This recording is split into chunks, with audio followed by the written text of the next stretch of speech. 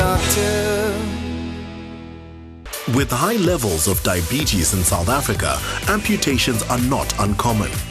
Recent advances in the field of prosthetics have made it possible for athletes like Arnu Fourie to live extraordinary lives. I grew up in the Free State, went to a school that was very popular for playing rugby.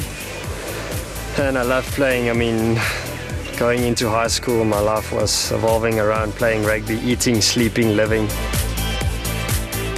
It happened in my matric year, where we went skiing in a dam just outside Bloemfontein, and I fell off. They turned to come and get me, and the boat just went straight over me, and the propeller caught my left foot just below the knee. And I mean, what a traumatic experience. We were running up and down trying to get to the hospital. Obviously the boat decided for us that there was not any rugby going to happen anymore, not any contact sports, not anything about that. First of all, you need to look at users and their demands change every day. We have guys that need to go to work and they're wearing a work-related prosthesis with their day-to-day stuff. But being in South Africa and the nice weather we have adventure junkies. They want to do everything from sport, meaning athletics, to stuff like water ski, mountain climbing, and they need devices to support them. And there, the sky is the limit. We have technology on our side, and we would go out of our way to make it work and have fun. These days we have stuff like silicone liners. A silicone interface will absolutely protect and support the soft tissue of the amputation site. When the user puts this on, it will go inside the socket. Easy as that. And the prosthesis is on. There's none of these old type prosthesis that's got straps and everything on. This is nice and user-friendly, promotes blood circulation and makes it easier for the guy to walk. Socket technology has also changed quite drastically. This used to be something that would take us weeks to manufacture. With some new smart materials, we can produce a prosthesis in 45 minutes, meaning this section, and we can start with rehabilitation. Balancing his career as an accountant with his training schedule and strong faith, many speculate that Arnu may reach the career heights of elite athletes like Oscar Pistorius. First race I ran with the normal walking leg arm on every day, just to see, how it is. And I didn't do too bad though, but I ran against able-bodied athletes and I lost by like a good 20 meters or so. And I knew people that was running without legs had these blades that they were running on. And I was like, okay, obviously it's going to help me out and it's going to make me a little bit faster if I just get on the blades. But first of all, I just have to see if I like this thing, get back on the track, just get out there, started running, started jogging again. And it gives you a lot more feedback than just your normal walking leg. It doesn't have a heel, so you can't walk on it, but it helps you a lot with running on it.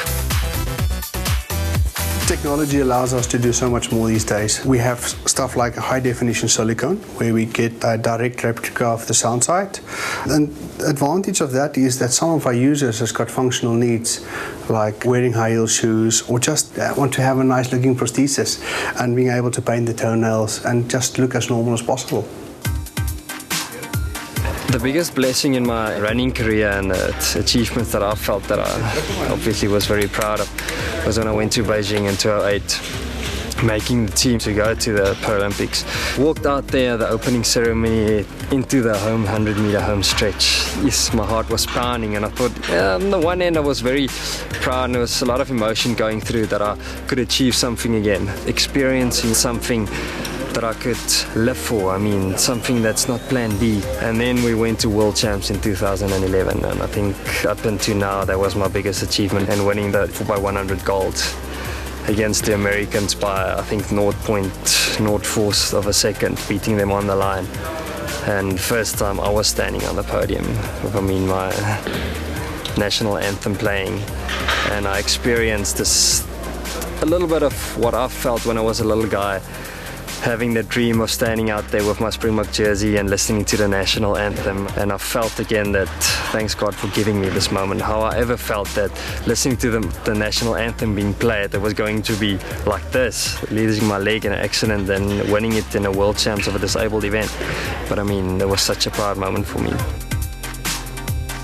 Giving advice to people that's just lost a loved one, lost a limb, or anything like that, is very difficult because there's so many people walking in and saying, don't worry, life goes on, don't worry, there's so much more to live for. You know that, But I mean, there's a time that you just go through that. You want to sob, you want to just cry about it. You want to ask questions, you want to be at a place that you want to work through all of that. So my advice would be to be still and to work through all of that. Give yourself time. Inspired by Arnu, his stepfather Floxilius and rugby star Morné Steyn started the Water for Good Foundation, raising funds for disabled athletes in need of prosthetic limbs. I want to live the best life.